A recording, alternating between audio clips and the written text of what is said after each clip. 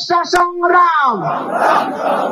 বাংলাদেশে আমরা বলেছিলাম আমরা কোনো কোটা চাই না, আমরা মেধাভিত্তিক বাংলাদেশ চাই, আমরা কোটার বাংলাদেশ চাই না, বৈষম্যের বাংলাদেশ চাই না।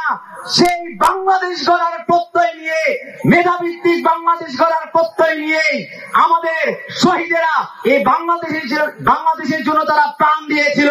সেই স্লোগানটি আমরা আবারও বলতে চাই, কোটা না মেধা, কোটা না মেধা, কোটা না মেধা, কোটা না মেধা। এই আপোষটা সংগ্রাম। ইনকিলাব ইনকিলাব, জিন্দাবাদ জিন্দাবাদ, ইনকিলাব ইনকিলাব। এই বাংলাদেশে আওয়ামী লীগ যখন ক্ষমতায় এসেছে তখন তারা মুজিববাদ কায়েম করেছে।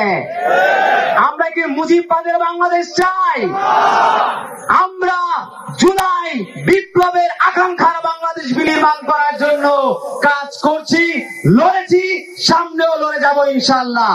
মুজিববাদ মুর্দাবাদ, ইনকিলাব জিন্দাবাদ।